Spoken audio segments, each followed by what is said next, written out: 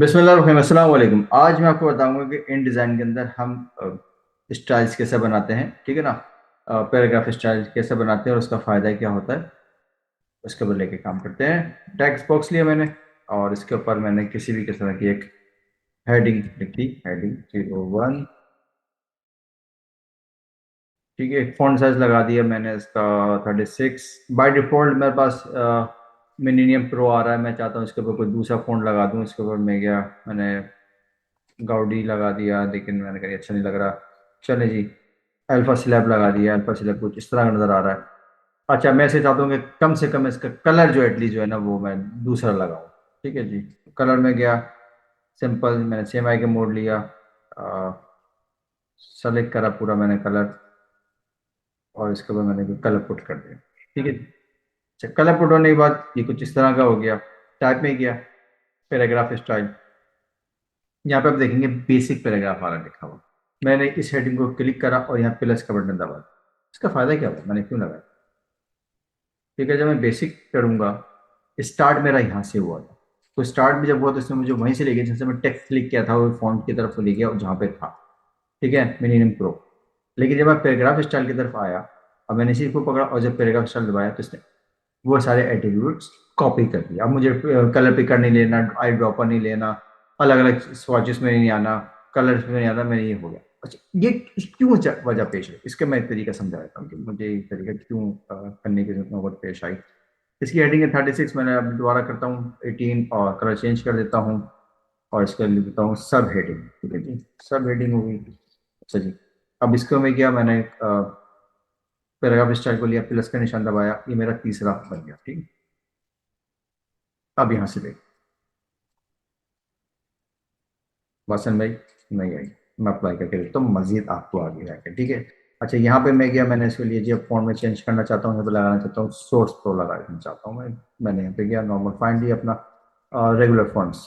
ठीक है, और इसका हेडिंग साइज नहीं, ये मेरा बॉडी कॉपी, तो मैं इसमें 11 कर देता हूँ और इसमें ले देता हूँ टेक्स्ट।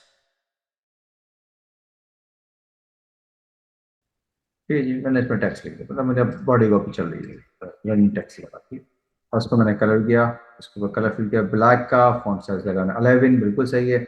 और कलर मैं चाहता हूँ इसके ऊपर ब्लैक ही सही है, इसको मैं इतना चेंज करना नहीं चाहता, रेगुलर है, रेगुलर। ठीक है जी। अब इसको मैंने किया, इसके ऊपर क्लिक करा, बॉक्स कलर बॉक्स को पकड़ा और मैंने इसको कर दिया प्लस का निशान दबाया। अब प्लस का निशान दे, अब देखिए चेक करें, बेसिक में शुरू में जाएगा, फिर लेयर पैराग्राफ स्टाइल 1 में ये आएगा, 3 में ये आएगा, 2 में ये आएगा। क्लियर हुई ये बात? आई होप सो मेरी बात समझ में आई होगी। मुख्तलिफ पेजेस के ऊपर मैं आपको लगा के दिखाता हूँ, फिर आपको चल समझ आ जाएगी कि मेरे पास है। अब मिसाल के तौर पर मेरे पास ये 50 पेज।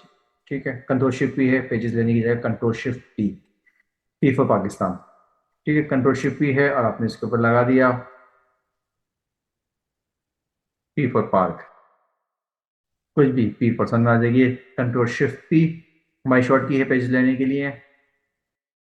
अच्छा, अब हम गए, हमने सिंपल इसको लिया, मुख्तलिफ टेक्स्ट बॉक्स ले लिए यहाँ पे, और इसके ऊपर हम टेक्स्ट लगा रहे हैं, कुछ भी any any X Y Z, A B C D E F G, हमने कुछ उसके ऊपर टाइप कर रहे हैं, मुख्तलिफ टेक्स्ट ले रहे हैं।